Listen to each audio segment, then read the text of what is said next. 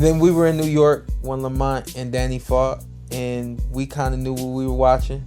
We knew what that game plan was supposed to be, and we felt like it was a fantastic game plan.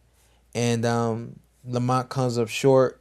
A little while later, we get the call to fight Danny Garcia, and you bring Barry Hunter in.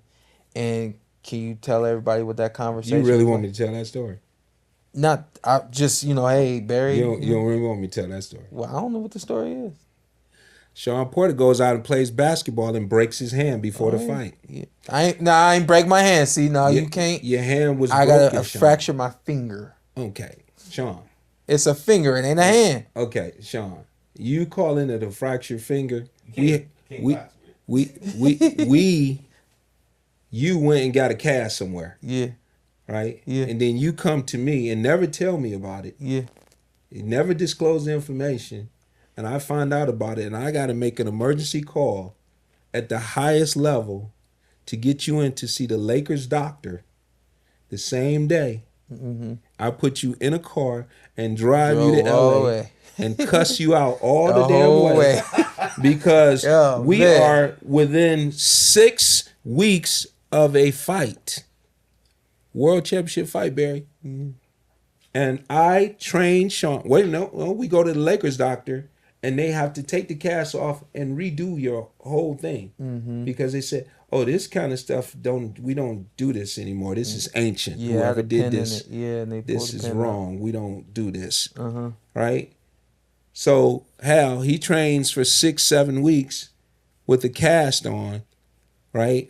Never spars anyone live, Hal. I remember. For the entire fight. You called me on the phone. You were so pissed. Never spars anyone live. Never uses the hand the entire way. Mm-hmm. When you get a cast off after 6 weeks, Mr. Wade, what do? Well, it's usually atrophy. And you got to go through rehab, right? We got to skip rehab. It's fight time. Skip rehab. There's no rehab. Straight to it. We're going to find out what happens with this hand on fight night. Yeah. So, but you bring in Barry Hunter and Barry. Let me lighten it up.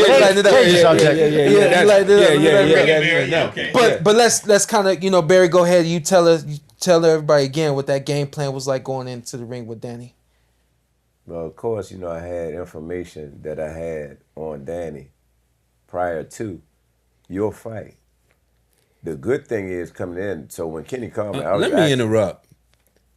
Lamont beat him, by the way. I was there. I'm going to leave that alone. You know what I mean? Mm-hmm. So, now, fast forward to, when Kenny called me. Kenny gave me a call. I was actually in the Bahamas when he called. And he told me what it was about. And initially, I was like, I'm not sure. Then we talked, and I said, okay, I'll be home the following week, and then I'll be ready to go. And so when we came down, and the first day when we got there, you wasn't there on the track. We were headed from the airport straight to the track. Mm-hmm. Shadeja Green, a few other guys was down there, and so we was working with them. And Kenny told me in the car that you wasn't there. What do you mean he's not here, right? He's in L.A. And I'm saying to myself, but that's information I should have known before I got on this plane. It came all the way out west, right? Yeah. And so we went to the grocery store, came home, dropped the groceries off, headed to the gym. We think you in L.A. Knocked on the door because the door was locked. Boom, Shawn Porter pops the door open, right? And initially you didn't see it, didn't register, then you saw me, you know what I mean? And then, your whole mode changed, right? Mm-hmm. So going into that fight with Danny, and I think it's clips, I saw a clip on YouTube when we going over certain moves and how he was going to attack what we needed to do behind it. So yes, I had information on him. Yeah. Knowing you, and let's go back to when we first started talking today.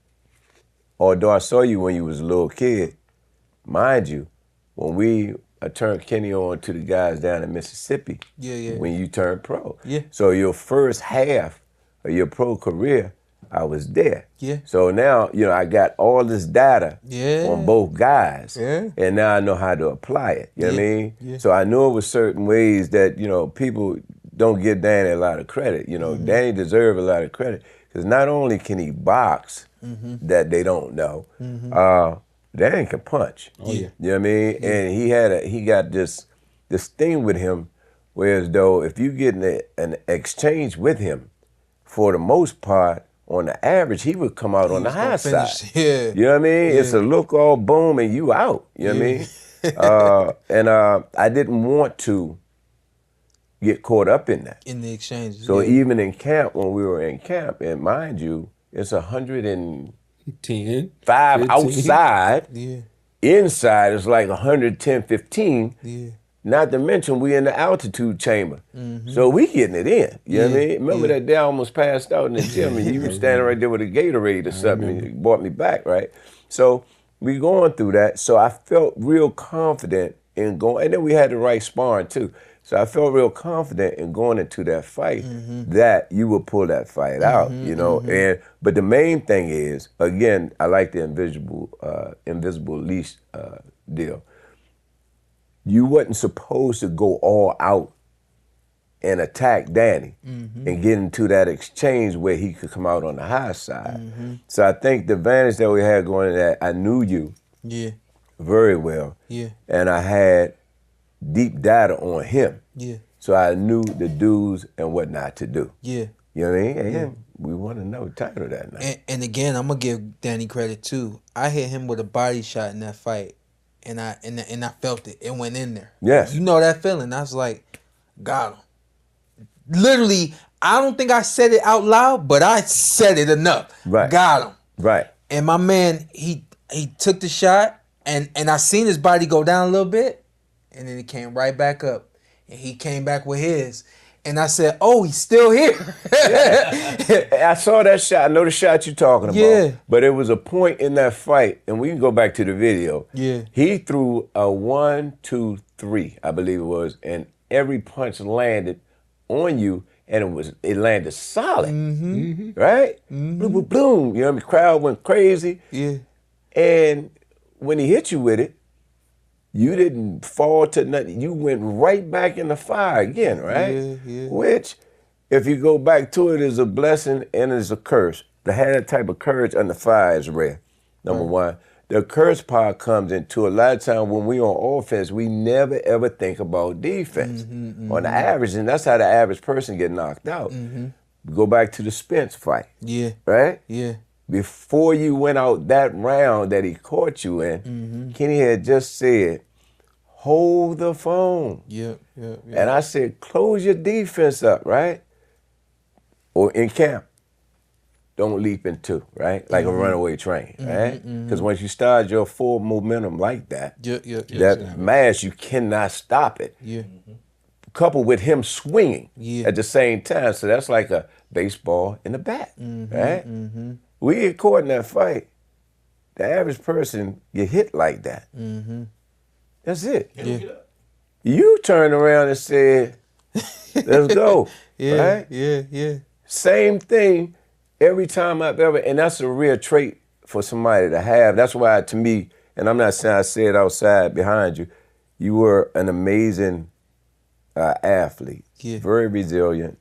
You had courage, that was unmatched, by many.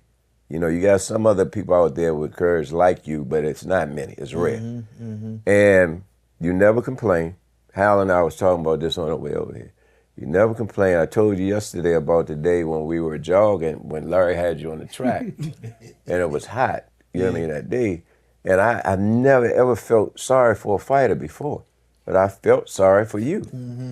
And you kept pushing, they were pushing, and I was like, man, I don't know, man. This cat, man, you might break down, you know what I mean? But you kept going, right? And the last thing I want to say is, we were talking about the Ugas fight. And that whole scenario was crazy. We had a long conversation with you.